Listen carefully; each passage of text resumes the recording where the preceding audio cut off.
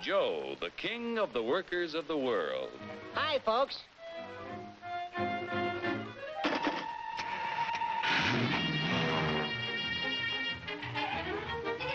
Joe's the king because he can buy more with his wages than any other worker on the globe.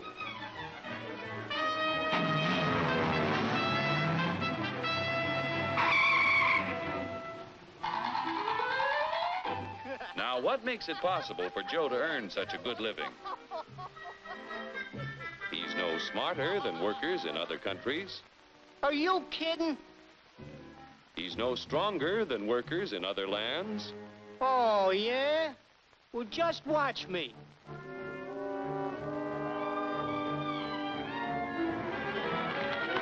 Ow! Just because Joe's an American doesn't mean... Yeah? Well, being an American is the best thing on the... Oh! My back! Sure, being an American is great, but how could you be superior to any foreigner when you or your folks might be any one of a dozen different races or religions? So, if you're no Superman, it must be the American way of doing things that makes you the luckiest guy in the world. I don't think I'm so lucky. You don't? Well, let me show you. Hey, what's that gadget? Television? No, it's a time machine. Just pull that lever. You'll see how people worked 100 years ago. Hey, this I like. Oh, that's too far back. Try again. We want to stop at 1850. Who's the character? That's your grandfather, Joe. Oh. He had to work 69 hours a week to earn a living because he had only inexpensive hand tools and his own strength to help him make things. Your grandfather was a powerful man, yet his strength equaled only 1/10 of a horsepower.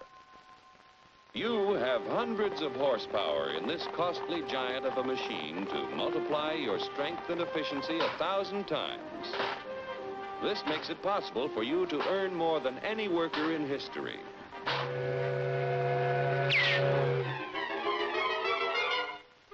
And still have leisure time each day to enjoy life. So I'm lucky. But what about the rich guy who does nothing while I do the work? True, there are rich people who contribute nothing. And there are poor people who contribute the same. But most of the invested capital that buys the tools you use comes from your fellow Americans. 40 million of us have money in the banks. 70 million of us own insurance policies.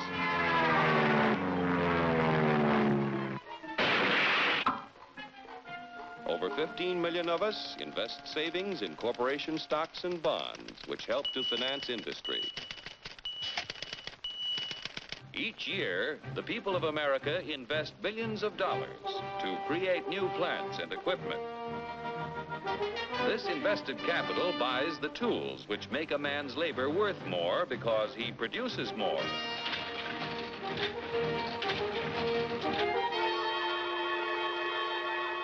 In China, for example, where there is practically no capital available for investment in plants or tools, a man's labor is not worth very much. A coolie takes 10 days to move 10 gallons of kerosene 100 miles at a freight cost of 10 cents a gallon. An American railroad worker takes only 2 hours to move 100,000 gallons of kerosene 100 miles at a freight cost of 1 cent a gallon. The coolie makes 10 cents a day. An average American railroad worker makes $10 a day, or 100 times more than the coolie. The average railroad worker has the benefit of a $20,000 investment in equipment. The Chinese coolie's equipment is worth only 10 cents. With constant improvement in expensive tools and the skill to use them, the value of any man's labor can be multiplied many times. Naturally, the people in this country who invest their savings with industry expect dividends. No dividends, no investments. Without new capital each year to finance new plants, tools, and equipment, labor and management would soon find themselves in pretty bad shape. Yeah, without capital to buy new tools, I might not do so good. But look what a new invention did to my grandpa. For 25 years, he knocks his brains out in the wagon works.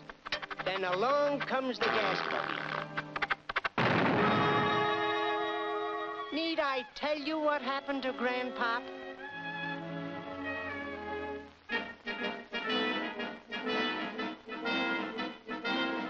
The history of our country proves that new inventions create thousands of jobs for everyone they displace. So it wasn't long before your grandfather had a better job, had more pay for less work. Our industrial progress is largely the result of the competitive struggle between companies to capture the market to increase profits. Huge sums are spent each year to make a better product to sell for less. Yet, regardless of how much money is spent to develop a new idea, there is often failure. When research proves successful, everyone shares in the accomplishment. The business which fails to give the consumer as much value as a competitor gives often goes bankrupt. However, on a national scale, competition gives the greatest good to the greatest number by continually producing more and better goods at lower prices.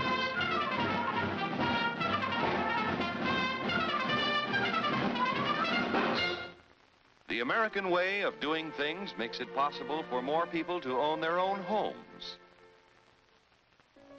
We're only 7% of the world's population, but we have 50% of the radios.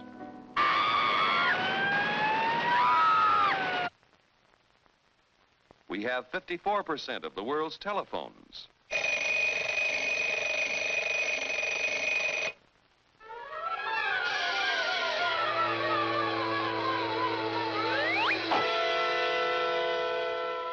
Americans own practically all the refrigerators in existence to give them plenty of ice quickly and easily.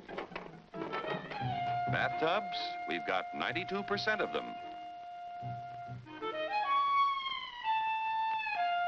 Most of us have the leisure time to enjoy the peace and quiet of the beautiful countryside as we drive about in 72% of the world's automobiles. I